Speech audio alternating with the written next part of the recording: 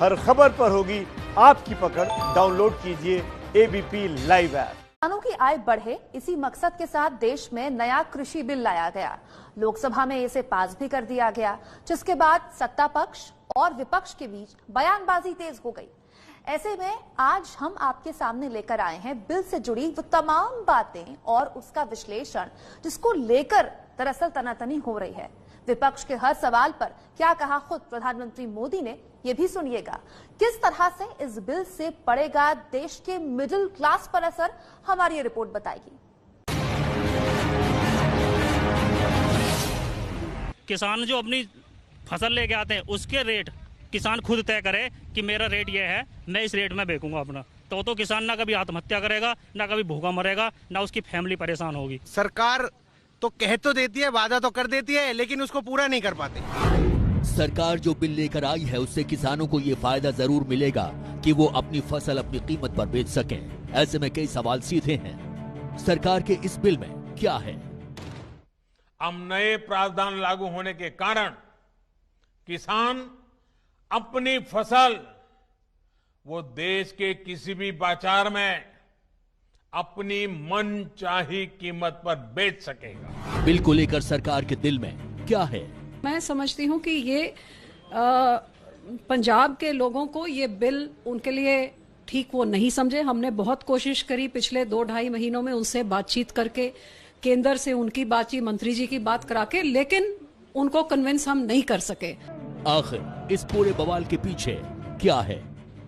राज्य का जो एपीएमसी एक्ट है उसको यह विधेयक बिल्कुल भी अतिक्रमित नहीं करता है। और सबसे बड़ा सवाल, इस पूरे बवाल का जवाब क्या है?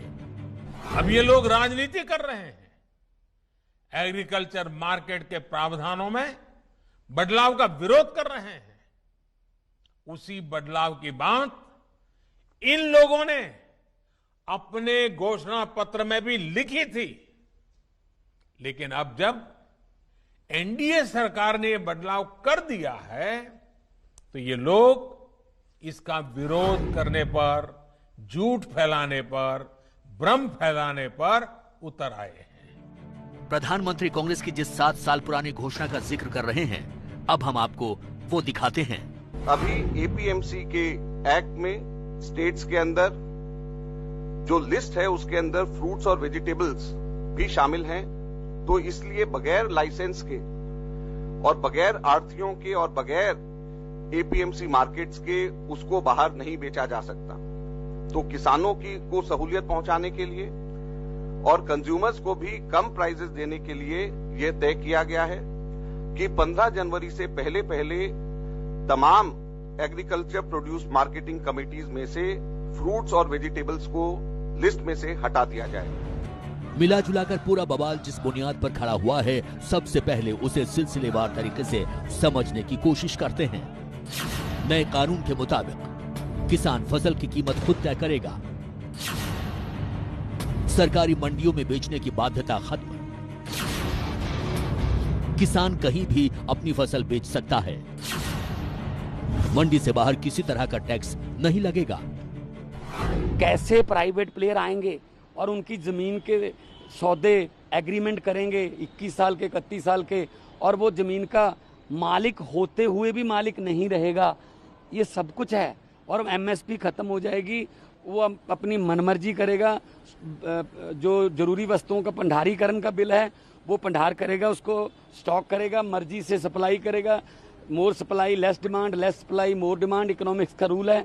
तो जब कंट्रोल ही नहीं रहेगा सरकार का उन पर, तो वो मनमर्जी करेंगे। आज मंडियों में 50 आढ़तिये खरीद करते हैं। नया विधेयक उस पूरे क्षेत्र में 50 की जगह 500 लोगों को प्रतिस्पर्धा का अवसर देगा। दूसरा, मंडियों को भी प्रतिस्पर्धी बनना चाहिए ना। किसान और ग्राहक के बीच जो बिचौलिए होते हैं, जो किसानों की कमाई का बड़ा हिस्सा खुद ले लेते हैं, उनसे बचाने के लिए विधेयक लाए जाने बहुत आवश्यक थे। इसके साथ ही ये भी जान लेना जरूरी है कि नए बिल में किसानों के लिए नए प्रावधान क्या क्या हैं। निजी खरीदार सबसे पहले रसीद और पेशगी देगा। 3 दिन के भीतर खरीदार पूरा भुगतान करेगा। किसान अपने माल को ऑनलाइन भी बेच सकेगा। एक देश एक बाजार बनाने की ओर कदम। पेमेंट 3 दिन में, बाद में लड़ाई कौन लड़ेगा? एसडीएम या डिप्टी कमिश्नर जो है वो पूंजीपतियों के साथ लड़ाई कर सकेगा? तो ये बिल्कुल ही किसान को निहत्था बनाने के लिए, सिर्फ खेती एक सेक्टर था जो जीडीपी में जो इस बार पॉजिटिव आया था, बाकी सारे नेगेटिव हैं, उसको भी छीनकर पूंजीपतियों के हाथ में दिया जा रहा है। आजादी के बाद किसानों को किसानी में एक नई आजादी देने का काम हुआ है। लेकिन इस बिल को लेकर विपक्ष की आशंकाएं क्या क्या हैं, जरा उस पर भी गौर कर लें। निजी कंपनियों की मनमानी बढ़ेगी, कॉन्ट्रैक्ट फार्मिंग से निजीकरण बढ़ेगा, किसानों की जमीन कंपनियों के हाथ, छोटे किसानों को पहुंचेगा नुकसान। पहले मंडी सरकार की है, वहां टैक्स लगता है, वो वैसी रहेंगी। कौन आस्ते आस्ते क्या होगा कि जो कॉर्पोरेट है ये किसानों को कब्जा कर लेंगे। गरीब किसान है, क्या कोई गरीब आदमी अंबानी अडानी से एक लड़ाई लड़ सकता है? सुखबीर बादल जी इस्तीफा क्यों नहीं देते? वो एनडीए से, बीजेपी से समर्थन वापस क्यों नहीं लेते? आज भी भाजपा की गोद में क्यों बैठे हैं जो किसान के खेत और खलिहान को खत्म कर रहे हैं? क्या इस बात का जवाब देगा अकाली दल बादल? जो खेती है ये संविधान में भी ये स्टेट सब्जेक्ट है। हेल्थ, एजुकेशन एंड एग्रीकल्चर तीनों छीन लिए। ये फेडरलिज्म के लिए, संघीय ढांचे के लिए बहुत खतरनाक है। ये राज्यों को भिखारी बना रहे हैं और सारी पबरें छीन रहे हैं, सारी ताकतें छीन रहे हैं राज्यों से। तो राज्य क्या करेंगे? फिलहाल इस बिल का खुलकर विरोध करने वाले सिर्फ 3 राज्य हैं, हरियाणा, पंजाब और तेलंगाना। जबकि महाराष्ट्र की किसान यूनियन ने बिल का समर्थन किया है, मगर शिवसेना विरोध करने के मूड में है। लेकिन उसका पक्ष बिल के मेरिट डिमेरिट पर ज्यादा न होकर राजनीति पर ज्यादा दिखाई देता है। अगर अकाली दल के हमारे जो साथी है पुराने, आज भी हमारे उनके रिश्ते बहुत अच्छे हैं, एक दूसरे का बहुत आदर करते हैं। उनसे भी डायलॉग नहीं है, हमसे भी नहीं था। ये बहुत बड़ी समस्या है एनडीए में। अब सवाल ये है कि देश के मध्य वर्ग के हिसाब से इस बिल के क्या मायने हैं? अभी जो है किसान के खेत से कंज्यूमर तक जाते जाते करीब करीब 5 या 6 लोग बीच में होते हैं, जिनको हम मिडिलमैन कहें। और स्टडीज जो हुई हैं उन्होंने ये दर्शाया है कि जो फार्मर बेचता है और उस मूल्य को जो कंज्यूमर देता है उसका 23%, 25% ही किसान को मिलता है। जैसा कि सरकार दावा कर रही है कि नए कानून से किसान की आय बढ़ेगी, तो इससे देश की अर्थव्यवस्था पर क्या फर्क पड़ेगा, जिसकी ज्यादा जिम्मेदारी फिलहाल देश के मध्य वर्ग पर है। तो जब फार्मर की इनकम बढ़ेगी वही उपभोक्ता है, जब उसकी इनकम बढ़ेगी तो उपभोक्ता ज्यादा चीज खरीदता है, बिजनेस ज्यादा बढ़ता है।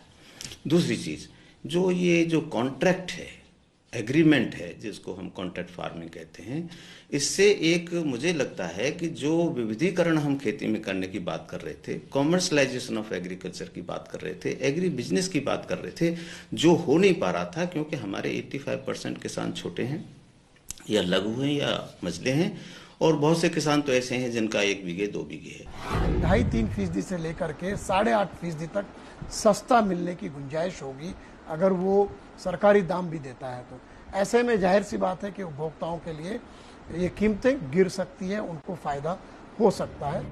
हालांकि एबीपी न्यूज ने इसी साल 25 जुलाई को ही अपने खास कार्यक्रम परिवर्तन में इस मुद्दे को विस्तार से दिखा रखा है। आइए देखते हैं इसकी एक झलक।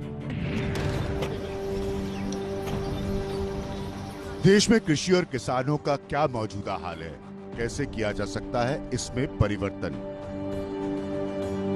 इसे ध्यान में रखते हुए सरकार ने हाल में किसानों को मंडी के शिकंजे से बाहर निकालने का कानून बनाया। सिस्टम कह रहा है उसको हटाइए, मिडिलमैन को, आप डायरेक्टली जाइए वहां पर जो कंपनी उपलब्ध है। पहला सवाल मैंने आपसे क्या किया कि क्या ये कंपनी खुद ना मिडिलमैन बन जाए।